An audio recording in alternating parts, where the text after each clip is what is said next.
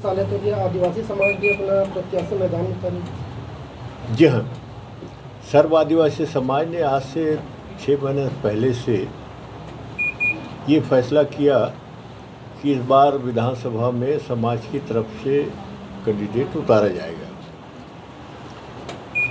समाज को कोई शौक नहीं है चुनाव लड़ने का, पर पिछले 15 साल का इस राज्य में समाज को बहुत कटु अनुभव है।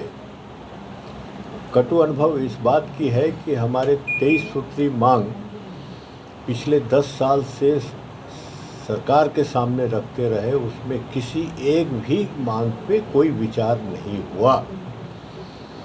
थोड़ा बहुत आरक्षण के मामले में हुआ था, वो भी अदालत में उलझ गया। तो ये कह सकते हैं कि 10 साल में हमारा जो समाज का मांग था 23 सूत्री, उसमें कोई विचार नहीं हुआ और कुछ सुनने को भी तैयार नहीं। ये हमारा अनुभव है। तो जब सरकार ही सब सुनने को तैयार नहीं है, कोई इसका निराकरण नहीं होता, तो समाज में हमने सोचा भाई अब करें क्या, कहाँ जाएं।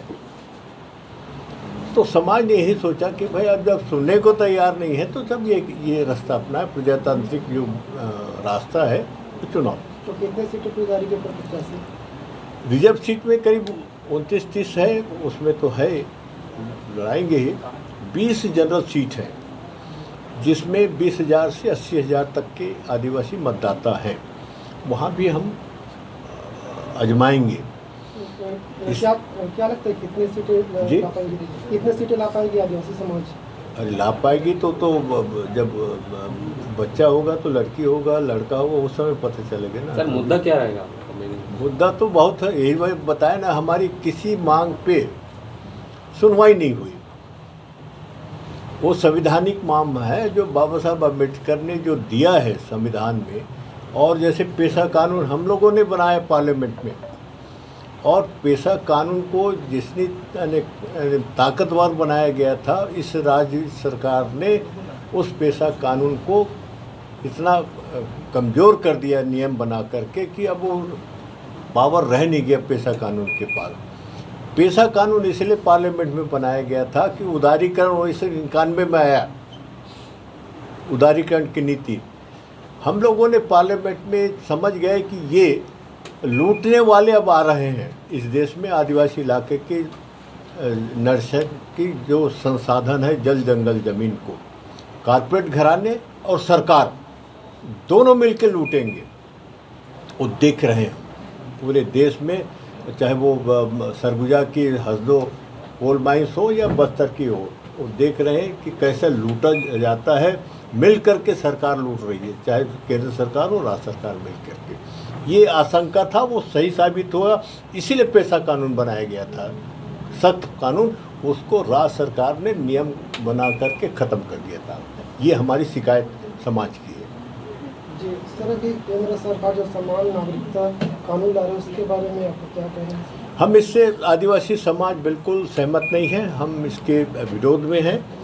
और चूँकि हमारी जो कस्टमरी लॉ है, सामाजिक कानून, वो संविधान से ये कहता है कि सरकार के कानून और कस्टमरी लॉ में अगर कोई विवाद हो आदिवासी समाज की, तो संविधान ये कहता है कि आदिवासी समाज की कस्टमरी लॉ बड़ा होगा और सरकार का कानून छोटा होगा। तो हमारी कस्टमरी लॉ बहुत मजबूत है और उससे सदियों से चला आ रहा है।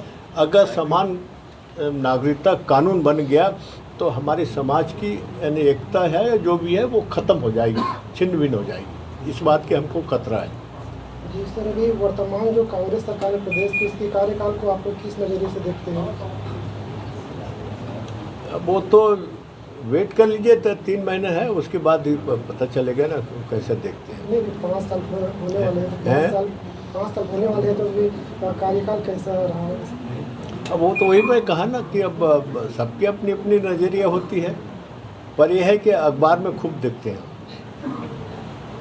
सरकार की उपलब्धि। अब ये है ना, अखबार में खूब देखने को मिलता है। धरातल में हुआ कि नहीं होता?